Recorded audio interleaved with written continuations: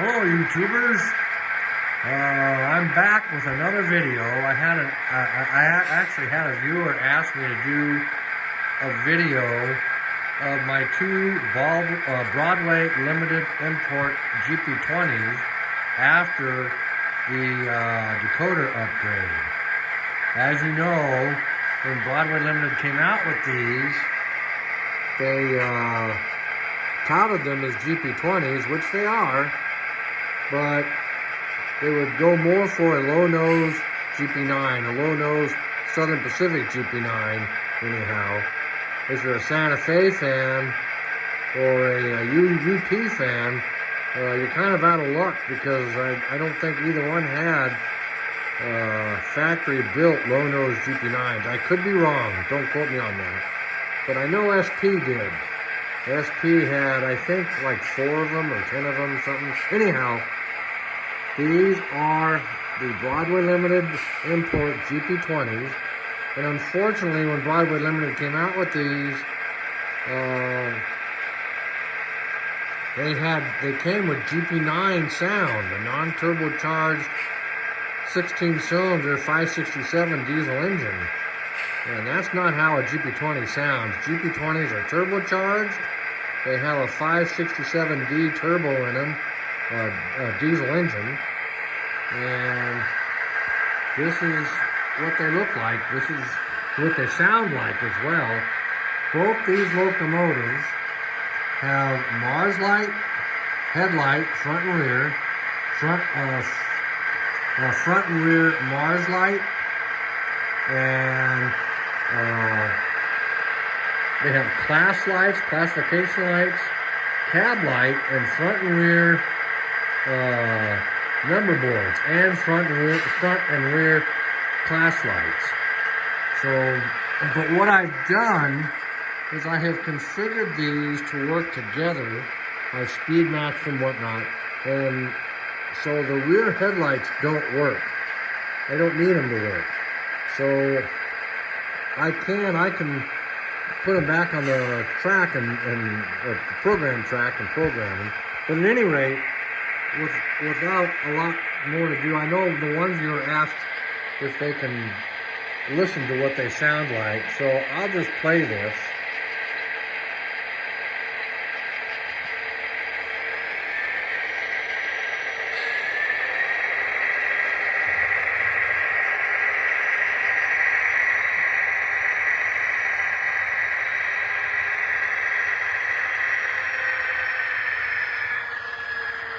What I can do is I've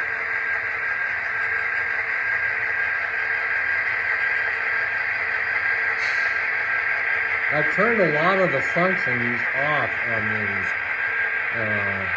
The class lights, the cab light, and the number boards, they still work, but I've just got them turned off because I just don't use them. So,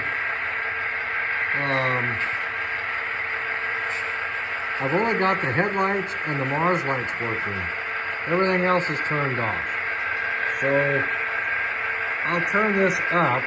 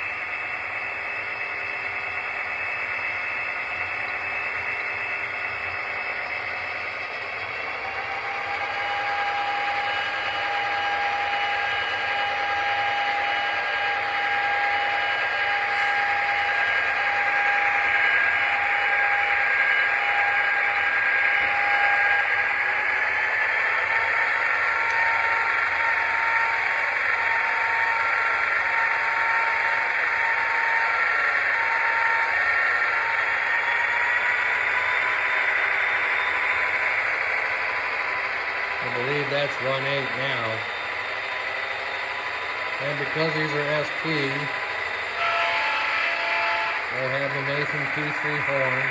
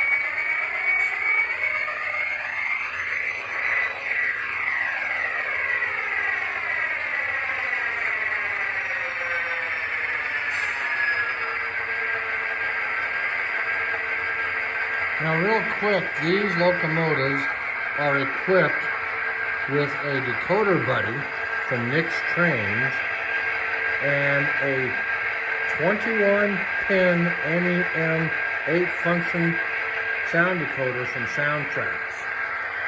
And they went in pretty easily actually. Very little.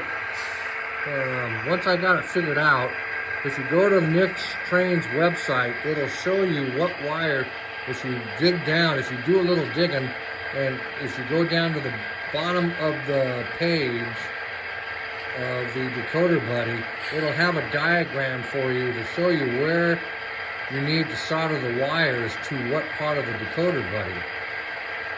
So, coming from the locomotive, the 21 pin, as you know, just presses on to the decoder buddy and you're good to go. So I'm real happy with these locomotives now, and I can attest from first-hand experience, about 1977, I grew up in the San Fernando Valley in Los Angeles, and my orthodontist was just down the street from the crossing there at Devonshire in Chatsworth, California. And every time I went to my orthodontist, I always wandered over to the tracks. And one day there was a GP20 there in that little yard that used to be there. It's now a Metrolink station. The yard's gone. And there's 2 tracks, but there used to be 3 or 4 tracks there. But there was a GP20 kicking cars in that yard. And it sounded just like this. I have a recording of it, believe it or not. And I've been meaning to get it uploaded to the internet. I will someday. But anyhow, that GP20, these sound just like that GP20. So,